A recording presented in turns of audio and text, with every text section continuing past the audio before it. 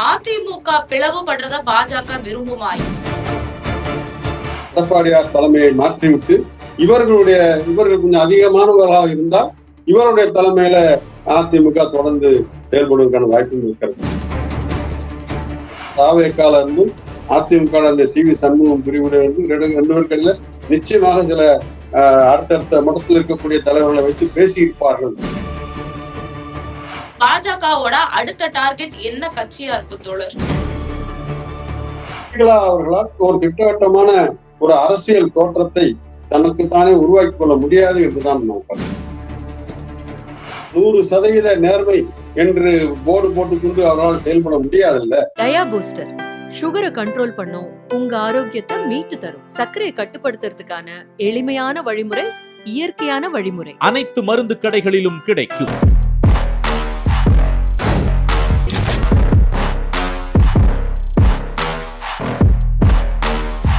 மதிமுகம் நேயர்களுக்கு வணக்கம். அரசியல் திணை நிகழ்ச்சிக்கு வரவேற்பது நான் சிலம்பு செல்வி. இன்று நம்மளோடு இணைந்திருக்கிறார் மூத்த பத்திரிகையாளர், அரசியல் விமர்சகர் குமரேசன். வணக்கம் தோழர். வணக்கம் தோழர். திரு ஜோசப் விஜய் அவர்கள் சிஎம்மா பதவி ஏத்துட்டாரு. அவரோட செயல்பாடு நடவடிக்கைகளை எப்படி பாத்துக்கீங்க? குறிப்பா இப்போ சிஎம் ஆனதுமே டாஸ்மாக் மூட சொல்லி உத்தரவிட்டிருக்காரு. 717 டாஸ்மாக் மூட சொல்லியிருக்காரு. இது இவரு மட்டும்தான் செய்யறாரா அல்லது இதுக்கு முன்னாடி நடந்திருக்கா? குறிப்பா விஜய் அவர்களோட செயல்பாடுகளை நீங்க எப்படி பாக்குறீங்க? முதல்ல ஒரு நீண்ட இடைவெளிக்கு பிறகு மீண்டும் மதிமுகம் நேர்காணலில் பங்கேற்பதிலும் மதிமுகம் நேயர்களோடு உரையாட கிடைத்திருக்கிற இந்த வாய்ப்பிற்காகவும் எனக்கு மகிழ்ச்சியையும் நன்றியையும் தெரிவித்துக் கொள்கிறேன். முக்கியம், ஒரு ஆட்சி மாற்றம் என்பது ஒரு திட்டவட்டமான முறையில் ஏற்பட்டிருப்பதை பார்க்க முடிகிறது. ஒரு வகையில் அவர்கள் மாற்றம் என்று சொன்னது நடப்புக்கு வந்திருக்கிறது என்பதை நாம் மறுக்க முடியாது. அந்த வகையில் அவர் அடுத்தடுத்து என்ன, அவர் முதலமைச்சரானது எப்படி, யாரெல்லாம் ஆதரவு கொடுத்தார்கள் அப்படிங்கிறதெல்லாம் எல்லாருக்கும் தெரியும். ஆனால் நம்ம அதற்குள் செல்ல வேண்டியதில்லை. இப்போ என்னோட ஆட்சி அமைத்தாச்சு, சட்டமன்றத்துல பொறுப்புகள் ஏற்றாச்சு, நாளைக்கு நம்பிக்கை வாக்கெடுப்பு இருக்கிறது. அதுவும் எந்த விதமான குழப்பம் இல்லாமல் அவர் வெற்றி பெற்று விடுவார் என்கிற நிலைமை காட்சி ஒளிச்சென்று தெரிகிறது. சொல்ல போனால் திமுக தலைவர் 6 மாதங்களுக்கு இந்த ஆட்சிக்கு நாங்கள் இடையூறு செய்ய மாட்டோம் அப்படிங்கிற அளவுக்கு உறுதி அளித்திருக்கிறார்கள். அதுபோல அவருக்கு ஆதரவு அளித்திருக்கிற இடதுசாரி கட்சிகள், விடுதலை சிறுத்தைகள் கட்சி, ஐயுஎம்எல், இவங்க ஒரு நிபந்தனையற்ற ஆதரவு என்று கொடுத்திருக்கிறார்கள். காங்கிரஸ் மட்டும் முதலிலேயே சென்று விட்டது.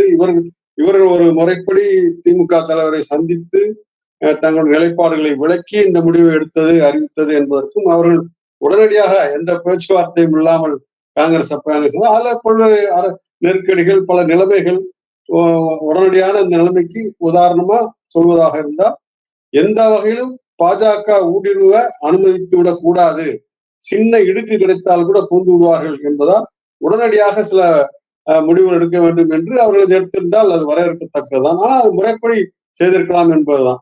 ஆனா இப்ப இந்த எல்லாம் போக இன்றைக்கு இந்த திட்டவட்டமான காட்சி என்பது நடைபெறுக்கு வந்துவிட்டது. எனவே அடுத்து அவரு முதலமைச்சராகவும் அந்த கட்சியுடைய தலைவராகவும் அடுத்தடுத்து என்ன நகர்வுகள் வரப்போகின்றன, அடுத்தடுத்து என்ன நகர்வுகளை அவர் மேற்கொள்ள போகிறார் என்பதை நாமும் கவனிப்போம், மக்களும் கவனித்து வருவார்கள். அதுல நேற்று முதலமைச்சராக பொறுப்புல அமர்ந்துடன் போட்ட முதல் கையெழுத்து என்பது அந்த 200 யூனிட் மின்சாரம், கட்டணமில்லா மின்சாரம் என்பது. அப்புறம் அடுத்தடுத்து சில அறிவிப்புகள், இந்த பெண்களின் பாதுகாப்புக்காக இந்த சிங்கப்படை, இப்படி இது போன்ற சில ஒரு கவனிக்க வைக்கிறது.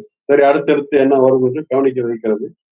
இன்றைக்கு நீங்கள் சொன்னது போல இந்த டாஸ்மாக் கடைகள், குறிப்பா வழிபாட்டு தலங்கள், கல்வி நிலையங்கள், அப்புறம் பொதுமக்கள் கூடக்கூடிய பேருந்து நிலையம் போன்ற இடங்கள், பொது இடங்கள், அங்க ஒரு 500 மீட்டர் வட்டாரத்துக்குள்ள டாஸ்மாக் கடைகள் இருக்கக்கூடாது அதை அப்புறப்படுத்த வேண்டும் என்று ஆணையிட்டு உடனடியாக இந்த நடவடிக்கைகள் மேற்கொள்ளப்பட வேண்டும் என்று அந்த டாஸ்மாக் நிறுவனத்துடைய தலைவரே வரவழைத்து பேசியிருக்கிறார்கள்.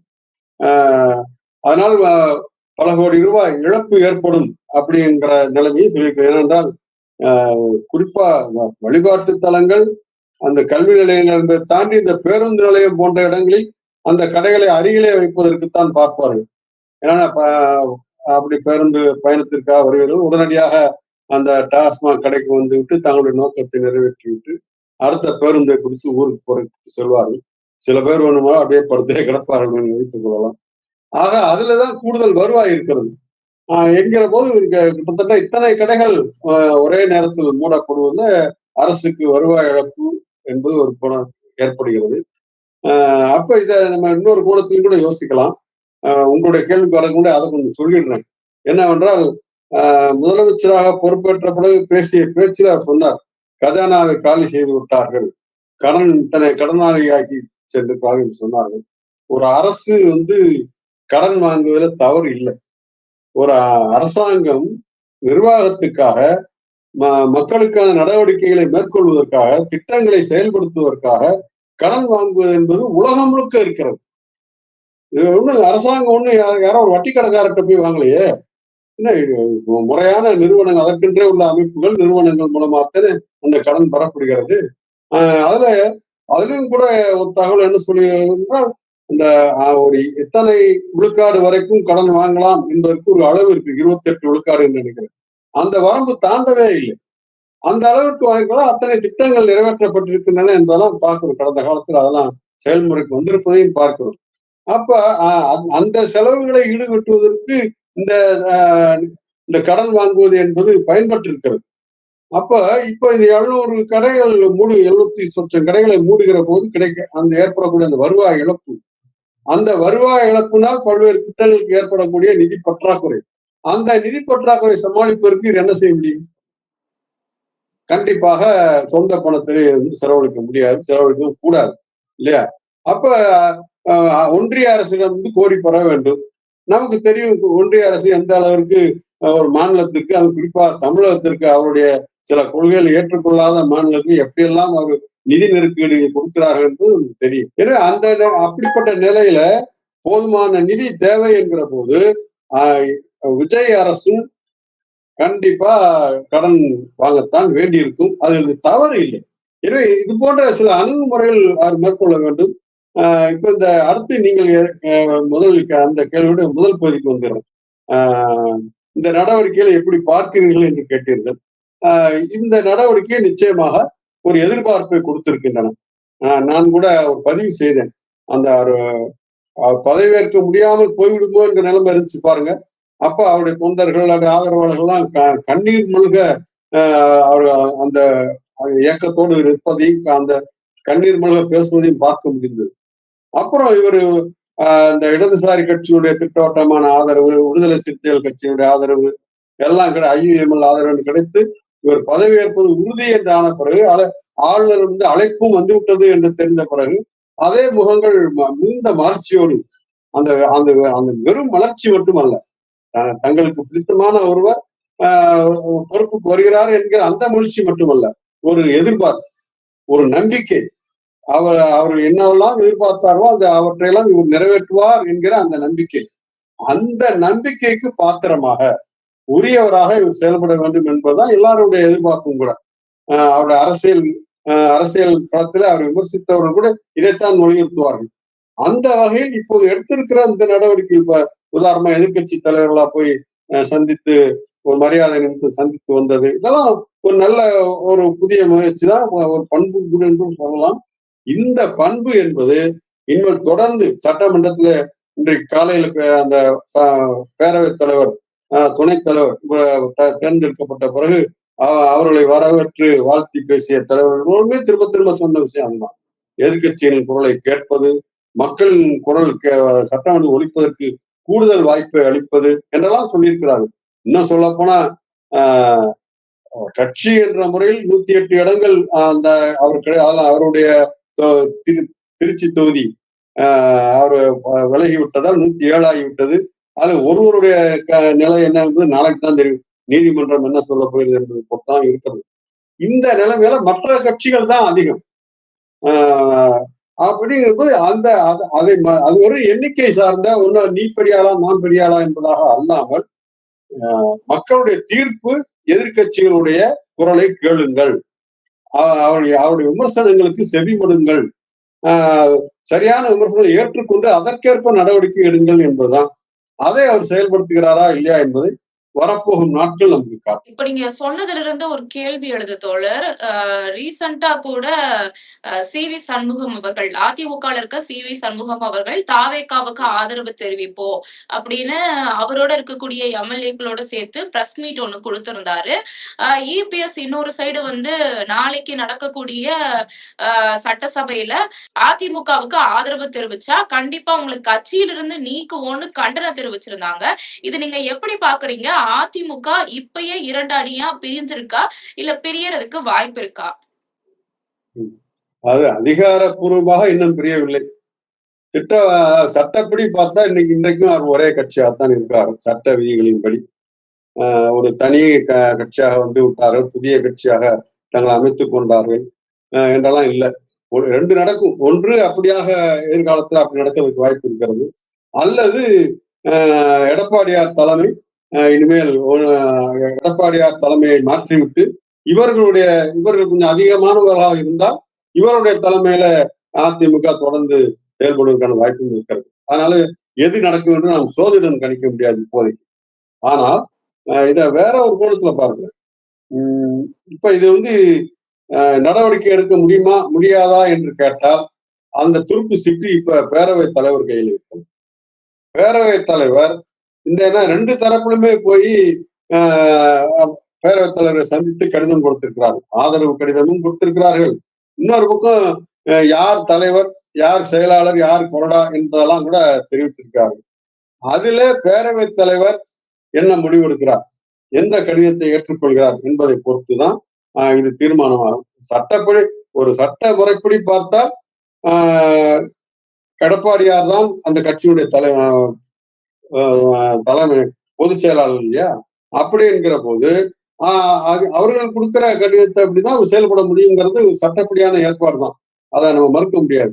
இன்னொன்னு எடுத்த எடுப்புலயே ஏன்னா இப்ப வேற மாதிரி முடிவு எடுக்கலாம்னு வச்சுக்கோம். சி.வி. சண்முகம் அவர்கள் கொடுத்த கடிதத்தின்படி நடவடிக்கை எடுக்கிறார் என்றால், இவர்கள் நீதிமன்றத்தை நாடுகிறார்கள் என்றால், எடுத்த எடுப்பிலேயே முதல் நடவடிக்கையே நீதிமன்றத்திற்கு போய்விட்டது என்கின்ற அந்த நிலைமையும் இவர்களுக்கு ஏற்படும். அதை தவிர்ப்பது என்றால் என்ன செய்யலாம் என்று யோசிக்கிற போது இவருடைய அணிக்கே, அதாவது எடப்பாடியார் கொடுத்த கடிதத்தை ஏற்றுக்கொள்வதற்கான வாய்ப்பு கூடுதலாக இருக்கிறது. ஆனா சில இதையெல்லாம் தொடர்ந்து கவனிக்கிற அரசியல் விமர்சகர்கள் இன்னொன்றை சுட்டி காட்டுகிறார்கள். என்னவென்றால், எந்த முடிவுமே எடுக்காமல் வைத்திருந்தால் நாளைக்கு சட்டமன்றம் கூட போகிறது. அது வரைக்கும் எந்த முடிவும் அறிவிக்கவில்லை என்றால் இவர்கள் எல்லாம் சட்டமன்ற உறுப்பினர்கள், அவ்வளவுதான். இந்த கட்சி அந்த கட்சி என்பதெல்லாம் கிடையாது. எனவே அவர்கள் சுதந்திரமாக வாக்களிக்க முடியும் அப்படிங்கிற நிலைமை இருக்கிறது. ஆகவே பார்ப்போம் நாளைக்கு அது எந்த மாதிரியாக வருகிறது என்று. நமக்கு என்ன கேள்வி என்றால், அப்படி ஒருவேளை அவருடைய அந்த அணி பிரிந்து வந்திருக்கிற அந்த எடப்பாடியார் அவருடைய முடிவை எதிர்த்தார்கள், காரணம் எல்லாம் சொல்கிறார்கள்.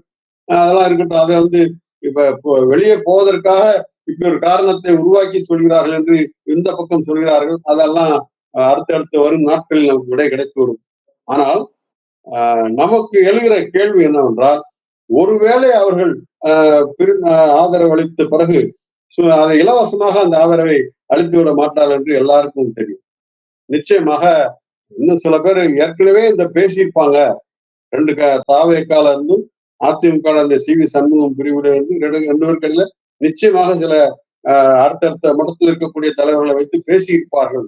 அதுல ஒரு முடிவுக்கு வந்ததுக்கு அப்புறம் தான் இந்த நிலைப்பாட்டுக்கு வந்திருக்கிறார்கள் என்று ஒரு கருத்தை சொல்கிறார்கள். அப்படி சொல்கிற போது அவர் இலவசமாக கொடுத்து விட மாட்டார்கள். அமைச்சர் பதவி உள்ளிட்ட அந்த கோரிக்கைகள் எல்லாம் இருக்கும். அது ஒரு பக்கம். அப்ப அதெல்லாம் கொடுக்கிறார் என்றால் எந்த அதிமுகவை எதிர்த்து அவரு அதையும் எடுத்துதானே இவர் களம் கண்டாரு. என்னென்ன குற்றச்சாட்டுகள் அந்த ஆட்சிகள் மீதெல்லாம் சொன்னீர்களோ அதே குற்றங்கள் கூட சம்பந்தப்பட்டவர்கள் வந்து மீண்டும் வந்து அவர்கள் எதிர்த்து வருகிறார்கள் என்பதற்காக நீங்கள் சேர்த்துக் கொள்வீர்களா என்கிற அந்த கேள்வி வரும். ஏன்னா அரசியல் கேள்வியாக அது வரும். இன்னொரு பக்கத்தில் இன்னொரு விமர்சனமும் வைக்கப்படுகிறது. சொல்ல சி.வி. சண்முகம் அவர்களை இவ்வாறு உசுப்பி விட்டிருப்பதே பிஜேபி தான் என்று பொறுத்து நமக்கு திட்டவட்டமான தகவல் எதுவும் வரல, ஆதாரபூர்வமான தகவல் எதுவும் வரல என்றாலும் கூட பொதுவாக இந்த மாதிரியான வாய்ப்புகளை பூரா கிடைக்கிற போதெல்லாம் அதை பயன்படுத்திக் கொள்வதற்கு பிஜேபி எப்போதுமே தயாராக இருக்கும். அதற்கான வழிமுறைகளும் நமக்கு தெரியும் என்பதால் நாம் புறக்கணித்து விட முடியாது. அது அப்படி இந்த குற்றச்சாட்டு உண்மைதான் என்று நம்புவதற்கும் இல்லை, அப்படிலாம் இல்லை என்று கண்ணை மூடிக்கொள்வதற்கும் இல்லை, கவனிக்க வேண்டியிருக்கிறது. புறக்கணித்து விட முடியாது என்பதுதான். இந்த சூழலிலெல்லாம் சேர்த்து இப்ப ஒரு அரசியல் தலைவராக விஜய் இதை எவ்வாறு அணுகப் போகிறார், எப்படிப்பட்ட முடிவு எடுக்கப் போகிறார் என்பதை பார்க்க வேண்டியிருக்கிறது. அவரை உறுதி அளித்திருக்கிறார். இந்த தமிழகத்தினுடைய மதச்சார்பின்மை என்கின்ற அந்த மாண்பு, மதச்சார்பின்மை என்று சொல்வதை விட மத நல்லிணக்க மாண்பு என்று மிகப்பெரிய அற்புதமான பாரம்பரியம் தமிழ் மண்ணுக்கு இருக்கிறது. மொழி உரிமைக்காக போராடிய மண், மாநில உரிமைகளுக்காக போராடிய மண், சமூக நீதிக்காக நிற்கிற மண். இப்ப இந்த பாரம்பரியம் தொடர்வதில எப்படிப்பட்ட கொள்கை நிலைப்பாடுகளை அவர் மேற்கொள்ள போகிறார் என்பதும் அதுல இந்த கேள்விகளுக்குள் உள்ளடங்கி இருக்கிறது என்று நான் பார்க்கிறேன். ஆனா அதிமுக பிளவுபடுறத பாஜக விரும்புமா? ஏன்னா அதிமுக இப்ப எதிர்கட்சியா கூட இல்ல, 3ஆம் நிலை கட்சியா தான் இருக்கு. அப்போ மேலும் மேலும் பிளவுபடுறத பாஜக விரும்பும்னு நீங்க நம்புறீங்களா? இல்ல, சில அவங்களுடைய அதாவது ஒரே குழுவாக இருந்தாலும் அவருக்கு நல்லதுதான்.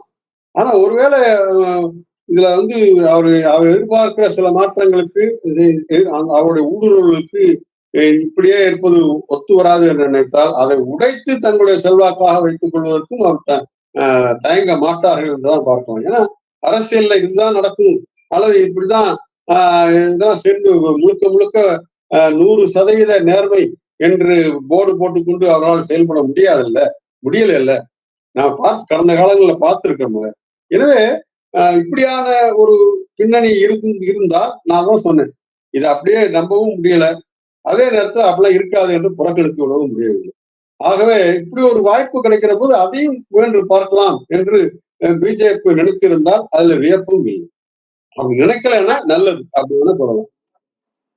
அதே சமயம் நீங்க சொல்ற மாதிரி ஒரு பேச்சுக்கு அதிமுக பிளவுபட்டு தாவேகாவோட இணைஞ்சாலுமே அங்கு காங்கிரஸ் ஆல்ரெடி இருக்கிறனால அவங்க என்ன சொல்லியிருந்தாங்கன்னா, இது ஒரு மதச்சார்பற்ற கூட்டணியா தான் இருக்கணும், இதுல என்டிஏ அலைன்ஸ் யாரும் வரக்கூடாதுன்னு சொல்லியிருந்தாங்க. இப்ப அதிமுக இருக்கக்கூடிய சில எம்எல்ஏக்கள் தாவேகாவுக்கு ஆதரவு தெரிவிச்சு இல்ல கூட்டணி வைக்கிற கூட தயாரா இருந்தாங்கன்னா காங்கிரஸ் எப்படி இதை எதிர்கொள்வாங்க? அந்த கட்சி தாவேகா கூட்டணியில இருந்து வெளியே போயிருமா இல்ல ஏத்துக்குவாங்களா?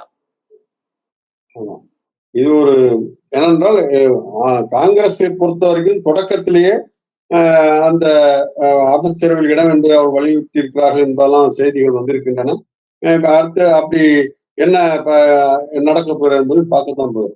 ஆனா இப்ப இவர்கள் இந்த கோரிக்கையை வைத்து அதையும் ஏற்றுக்கொள்கிற போது ஒரு கட்சியாகவே வருகிறார்களா அல்லது கட்சியிலிருந்து பிரிந்து வருகிறார்களா என்கிற கேள்வியும் இருக்கிறது என்றாலும் கூட அதிமுக ஆதரிக்கவில்லை, அதனுடைய எதிர்ப்பாளராக ஆதரிக்கிறார் விளக்கம் சொல்லலாம்.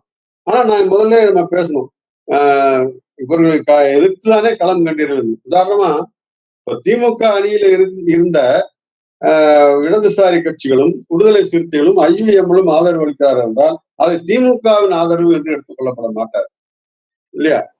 அந்த அணியில் இருந்த கட்சிகள் இந்த பக்கம் அவங்களோட அணி மாறவில்லை, ஆட்சி அமைய வேண்டும், சிக்கல் இல்லாமல் அமைய வேண்டும் என்பதற்காக ஆதரவு அளித்திருக்கிறார். அதுல ஒரு அரசியல் முதிர்ச்சியும் பண்பும் இருக்கிறது. ஏன்னா தமிழகத்துல வேற ஒரு நெருக்கடி ஏற்பட்டு விடக்கூடாது, குடியரசுத் தலைவர் ஆட்சியை நோக்கி போய்விடக் கூடாது என்கின்ற அந்த அக்கறையும் கவலையும் இருக்கிறது. அந்த அடிப்படையில் அவர் ஆதரவு கொடுத்திருக்கிறார்கள். ஆனால் இவர்களை பொறுத்த வரைக்கும் அந்த மாதிரிலாம் இல்லை. தேர்தலுக்கு முன்பு அல்லது அந்த யாருடன் ஆதரவு பெறுவது என்று அந்த தாவேகா ஒவ்வொரு கட்சியா அணி கொண்டிருந்த போதெல்லாம் அப்ப இவங்க தங்களுடைய நிலைப்பாட்டை வெளிப்படுத்தல. ஆனா பிறகுதான் சரி இது விஜய் ஆட்சி அமைப்பு உறுதியான பிறகு இவர்களால் 5 ஆண்டுகளுக்கு மேல் ஏற்கனவே இந்த 5 ஆண்டுகள் ஆகிவிட்டது பதவியில இருந்து, இனிமேலும் அப்படிலாம் இருக்க முடியுமாங்கிற அந்த கேள்வியும் இருக்கிறது. ஆகவேதான் இப்படி ஒரு முடிவுக்கு வந்திருக்கிறார்கள் என்று எல்லாருக்குமே தெரிகிறது. எனவே இதுல ஆதரவு அளிக்கிறோம், ஆனா நாங்க வேற எதையும் எதிர்பார்க்கல என்று சொல்லி ஆதரவு அளித்தால் அதுல ஒரு நாகரிகம் இருக்கு.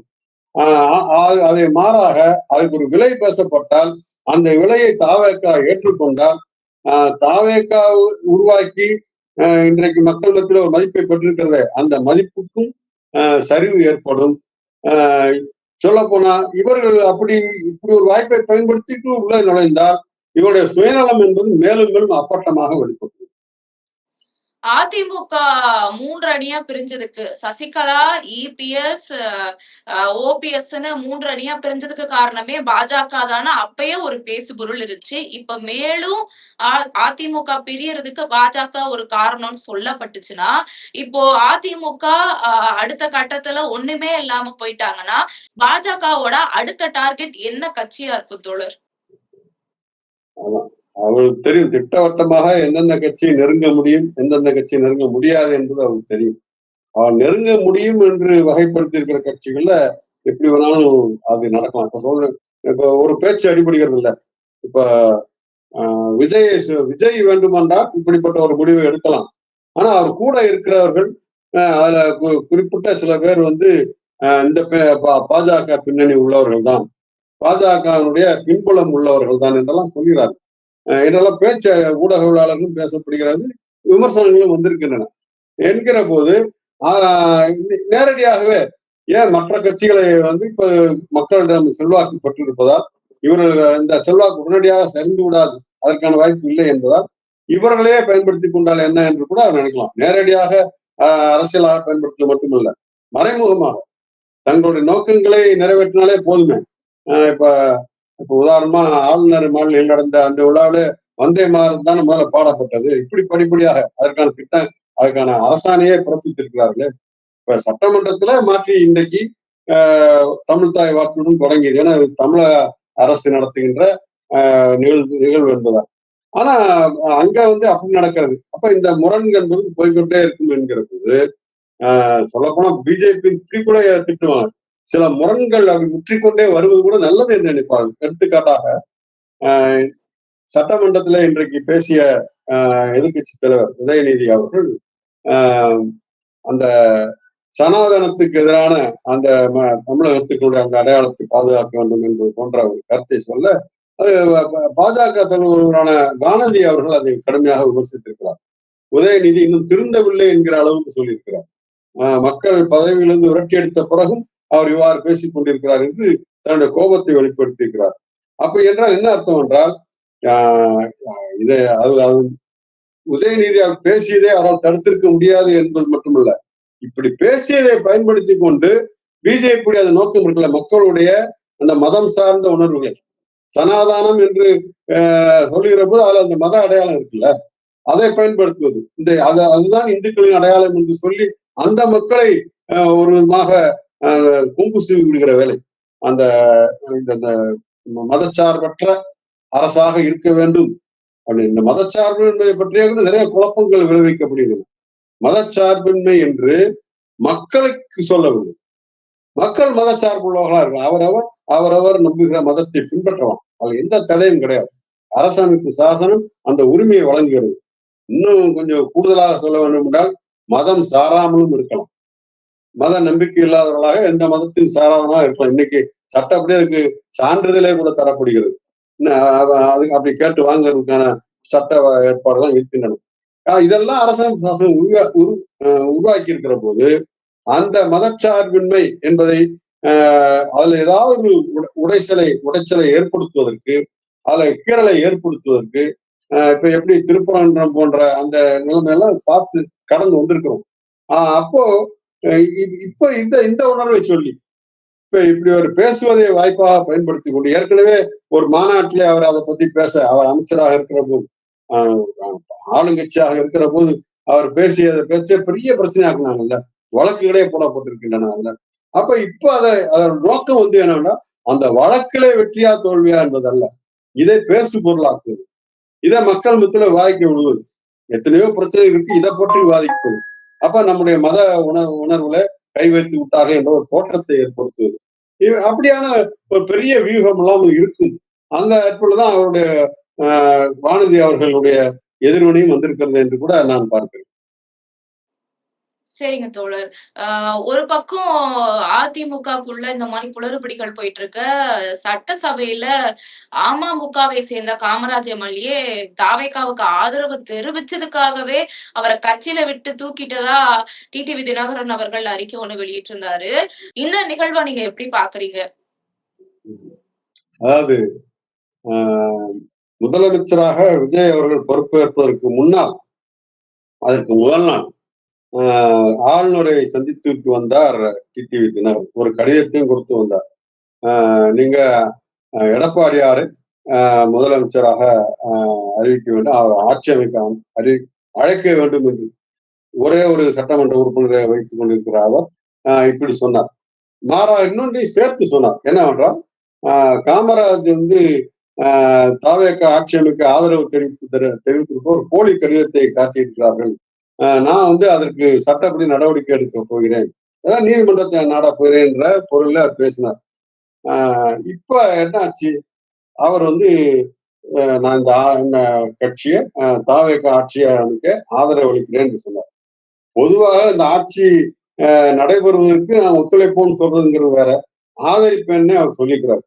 அப்படி சொல்லுகிற போது அப்ப தினகரன் சொன்னதெல்லாம் எடுபடவில்லை என்பதாக தெரிகிறது. என்னன்னா, மற்ற கட்சிகளுக்காவது தலைவர், கொறடா, செயலாளருங்க ஏற்பெல்லாம் இருக்கு. அதெல்லாம் மீறி செயல்பட்டுட்டாங்கன்னு சொல்லி நடவடிக்கை எடுக்க முடியும். காமராஜ் மேல என்ன நடவடிக்கை எடுக்கிறது? அவர்தான் தலைவர், அவர்தான் செயலாளர், அவர்தான் கொறடா. எனவே ஒற்றை சட்டமன்ற உறுப்பினர் என்பதால் அவரை சட்டப்படி அவரை எதுவும் செய்துவிட முடியாது என்கிற நிலைமை இருக்கிறது. ஆகவே ஒரே ஒரு சட்டமன்ற உறுப்பினர் கூட தனது கட்சிக்கு தேவையில்லை என்று அவர் முடிவெடுத்தது வேண்டுமென்றால் ஒரு துணிவு இருக்கிறது என்று பார்க்கலாம். ஆனால் ஏதோ ஒரு வகையில தான் ஒரு தோற்றத்தை உருவாக்க முயல்கிற போது, ஒரு மாற்று சக்தியாக தன்னை நிறுத்திக் கொள்வதற்காக தினகரன் முயற்சி செய்கிற போது, அது காமராஜருடைய இந்த அறிவிப்பால் அதற்கு இடையூறு ஏற்படுகிறது என்ற கோபத்தில இந்த நடவடிக்கை அவர் கட்சியிலிருந்து நீக்கப்பட்ட, அடிப்படை உறுப்பினர் பொறுப்பிலிருந்து கூட நீக்கப்பட்டதா. இதன் மூலமாக தங்கு தடை இல்லாமல் காமராஜ் இந்த ஆட்சிக்கு ஆதரவு அளிப்பதற்கான ஒரு களத்தையும் கூட அவர் உருவாக்கி கொடுத்திருக்கிறார் என்று பார்க்கிறோம். ஒரு பக்கம் சசிகலா அவர்கள் இபிஎஸ் ஒரு சுயநலவாதி. இத நான் ரொம்ப நாளா சொல்லிட்டு இருக்கேன். யாரும் நம்ப மாட்டேறீங்க. ஆனா இப்ப நடந்துட்டு இருக்கு பாருங்க. கட்சி மேலும் மேலும் துண்டு துண்டா உடையுது. இனிமேலாவது நம்ம ஒண்ணு சேரணும்னு ஒரு வேண்டுகோளோட சேர்த்தி, விமர்சனத்தோட சேர்த்தி எக்ஸ்ல ஒரு பதிவையும் போட்டிருந்தாங்க. சசிகலாவோட மனநிலை இப்ப எப்படி இருக்கு? அவங்க அதிமுகவோட சேர்றதுக்கான வாய்ப்புகள் இருக்கா? இல்ல பிரிஞ்சு போற கட்சியை ஒன்றிணைக்கிறதுக்கான செயல்பாடுகள்ல ஈடுபடுவாங்களா? அது ஒன்றிணைக்கிறதுக்கான முயற்சிகளில் ஈடுபடுவார்கள் என்றுதான் நான் எதிர்பார்க்கிறேன். ஆனால் எந்த அளவுக்கு அவர்களால் ஏற்றுக்கொள்ளப்படும் இன்னொரு கேள்வி இருக்கு. ஒரு கட்டத்தில் அவர் தீர்மான சக்தியாகவே இருந்தார் இல்லையா? ஜெயலலிதா அவர்கள் இருந்த வரைக்கும் சசிகலாவுடைய இடம் என்பதே வேறு. அதற்கு அப்புறம் கூட ஒரு வகையில ஏதோ ஒரு ஆளுமை செலுத்தக்கூடியவராக இருந்தார். பிறகு அவர் அந்த அளவுக்குலாம் இபிஎஸ்ஓ அவர் மூலமாகத்தான் பொறுப்புக்கு வந்தார்கள், அதை பதவிக்கு வந்தார்கள் என்றெல்லாம் சொல்லப்படுகிறது என்றாலும் கூட அவங்க அவருடைய ஆளுமைக்கு உட்படுவதற்கு அவர் தயாராக இல்லை என்பதை ஏற்கனவே காட்டிவிட்டார்கள். ஏன்னா அவர்களுக்கு என்று சொந்த ஏற்பாடுகளோடு தங்களுக்கான தளங்களை உறுதிப்படுத்தி வைத்திருக்கிறார்கள். வெற்றி பெற்று வந்திருக்கிற அதிமுக சட்டமன்ற உறுப்பினர்கள் மட்டும் அல்லாமல் மற்ற அந்த இதர தலைவர், அந்த கட்சிகள் இருக்கக்கூடிய இதர தலைவர்கள் சேர்த்தே சொல்கிறேன். அவர்கள் எல்லாம் சசிகலா சொல்லிவிட்டார் என்பதற்காக கோபதாபங்களா மறந்து ஒன்று சேர்ந்து விடுவார்கள் என்றெல்லாம் நான் நம்பல. அதை விட அவர்களை இயக்கி கொண்டிருப்பதெல்லாம் ஆட்சி அதிகாரத்தில் இருந்து இழந்து விட்டோமே என்கின்ற அந்த ஏக்கம் தான். எனவே அந்த ஏக்கத்தை போக்கிக் கொள்வதற்காக என்ன செய்வதற்கும் அவர் தயாராக இருப்பார்கள். எனவே இவர் சசிகலா அவர்கள் ஒருவேளை அந்த கட்சிக்குள்ளேயே இருந்து, அந்த அமைப்புக்குள்ளேயே இருந்து வழிகாட்டுபவராக உள்ளுக்குள்ளே இருந்தே போராடி கொண்டிருப்பதாக இருந்தாலும் கூட கொஞ்சம் பேச்சு எடுபடும். அவர் வெளியேறி போனதை விட தனி கட்சி வேற தொடங்கிட்டார். எனவே எந்த அளவுக்கு அதெல்லாம் அவருக்கு ஏதோ ஒரு பின்புலம் இருக்கிறது, சமூக பின்புலம் இருக்கிறது, ஒரு குறிப்பிட்ட வட்டாரத்திலே அவருக்கு செல்வாக்கு இருக்கிறது என்பதற்காக மட்டும் இவர்கள் எல்லாம் அவர் சொல்வதை கேட்டு விடுவார்கள் என்று சொல்ல முடியாது. ஏன்னா அதுல இருக்கிற சில பேர் கொஞ்சம் அவருக்கு ஆதரவாளர்கள் கொஞ்சம் இருந்திருப்பாங்கல்ல, அவங்க வேணும் அவங்க சொல்றதை கொஞ்சம் கேளுங்கப்பான்னு அவங்க பேசிட்டு இருக்கலாமே தவிர எனவே எதிர்காலத்தில் சசிகலா அவர்களால் ஒரு திட்டவட்டமான ஒரு அரசியல் தோற்றத்தை தனக்குத்தானே உருவாக்கிக் கொள்ள முடியாது என்றுதான் நான் கருதுகிறேன். நீட் தேர்வு ரத்து பண்ணதுக்கு திமுக சார்பா ஸ்டாலின் அவர்கள் கடுமையான கண்டனம் தெரிவிச்சிருக்காங்க. குறிப்பா நீட்ல ஸ்கேம் இல்ல, நீட்டே ஒரு ஸ்கேம் தான் கடுமையான விமர்சனத்தை முன் வச்சிருக்காரு. ராஜஸ்தான்ல வினாத்தாட்கள் லீக் ஆனதெல்லாம் ஒட்டி இந்த நீட் தேர்வை ரத்து செஞ்சிருக்காங்க. ஆனா தாவேகா சார்புல இருந்து ஒரு கண்டன அறிக்கை கூட வெளியிடல விஜய் அவர்கள். தொடர்ந்து பாஜக கிட்ட ஒரு சாஃப்டான கார்னரை தான் மெயின்டைன் பண்றாரோ? ஆமா, இது இந்த விமர்சனத்துல இந்த விமர்சனத்திற்கான எல்லா வாய்ப்புகளும் இருக்கின்றன. என்னவென்றால் இந்த ஆட்சி அமைப்பதற்கான இடையூறுகள் ஏற்பட்டிருந்ததில்ல. அப்ப கூட இதன் பின்னால் ஏதோ இந்த சூழலை பயன்படுத்திக் கொள்வதற்கு ஒன்றிய ஆளுங்கட்சி முயற்சி செய்கிறது என்று மற்ற கட்சிகள்லாம் விமர்சிக்கிறார்கள், இவர்களுக்கு ஆதரவளித்த கட்சிகள் உட்பட. அப்படி ஒரு வாய்ப்பு ஏற்பட்டுவிடக் கூடாது என்பதற்காகத்தான் நாங்கள் ஆதரிக்கிறோம் என்றே சொல்கிறார்கள். ஆனா அப்படிப்பட்ட கருத்து எதுவும் அவர்கிட்ட வரல. பொதுவா மதச்சார்பின்மைக்காக இருப்பேன் அப்படி என்றுதான் பேசி வந்ததால இந்த இப்படிப்பட்ட விமர்சன கருத்து என்பதே வரவில்லை. இப்ப மட்டும் இல்ல, தேர்தல் பரப்புரையின் போது கூட திமுகவை கடுமையாக விமர்சித்த அளவிற்கு பாஜக விமர்சிக்கவில்லையே. ஒரு உரையில திமுகவை எந்த அளவுக்கு தாக்க முடியுமோ அவ்வளவுதான் தாக்கி பேசிவிட்டு கடைசியில நம்முடைய அரசியல் எதிரியை வெற்றி பெற விடுவோமா என்று கேட்பார். அந்த கூட்டம், அந்த ஆதரவாளர்கள் எல்லாம் மாட்டோம் என்று சொல்வார்கள். நம்முடைய கொள்கை எதிரியை வெற்றி பெற விடுவோமாம்பார். அந்த ஒரு வரிதான் பாஜக பத்தி. ஏன்னா கொள்கை எதிரின்னு அவர் அறிவிச்சிருக்கனால மாட்டோம் என்பார்கள். அவ்வளவு அதோட விட்டுட்டு அடுத்த எதிர்ப்பு கொள்வார். அதை கடந்த எப்பவுமே அவர் அதுல ரொம்ப கவனமா இருந்து வந்திருக்கிறார். அவர்களுக்கு ஏதோ ஒரு வகையில் ஒன்றிய ஆட்சியாளர்களுக்கு இப்ப பிரச்சனை ஆகிவிடக்கூடாது நாம் என்கிற கோணத்துலதான் அதுக்கு என்ன காரணம், அது பல்வேறு காரணங்கள் சொல்லப்படுகின்றன. அதையெல்லாம் நம்ம உடனடியாக அப்படியே ஏற்றுக்கொள்ள வேண்டிய தேவையில்லை, நமக்கு பொறுத்திருந்தான் பார்க்க வேண்டியது. தாவேகா பாஜகவை கடுமையா விமர்சிக்காம இருக்கிறதுக்கு முக்கியமான காரணமா என்ன நினைக்கிறீங்க? ஒண்ணு, இந்த நேரத்துல என்னதான் ஒன்றிய அதிகாரம் அவர்கள்தான் இருக்கிறது, அவருடைய பிரதிநிதியாகத்தான் ஆளுநரும் செயல்பட்டுக் கொண்டிருக்கிறார் என்பதால் ஒரு உரசலை ஏற்படுத்திக் கொள்ள வேண்டாம், ஆட்சி அமைக்கிற வரைக்கும், ஆட்சி உறுதியாகிற வரைக்கும் ஒரு நிதான போக்கை கடைபிடிப்போம் என்று ஒரு உத்தியாக கூட அவர் கடைபிடிக்கிறதுக்கு வாய்ப்பு இருக்கிறது. கூட இருக்க சொல்லுவாங்கல்ல, உடனடியா அவங்கள சீண்டி வர மாதிரி எதுவும் செய்ய வேண்டாம். அப்படித்தான் என்றால் அது ஒரு நடைமுறை உத்தி என்பதாக ஏற்றுக்கொள்ளலாம். அது மாறாக ஏதோ ஒரு வகையில் பாஜக நிர்பந்தங்களுக்கு அல்லது அவருடைய கெடுபிடி அரசியலுக்கு இவர் உடன்பட்டு போவார் என்றால் அது நிச்சயமாக சொல்கிறேன், எதிர்காலத்துல அவரை ஆதரித்த இதே மக்கள், இந்த மக்கள் தெளிவான தீர்ப்பளித்திருக்கிறார்கள்.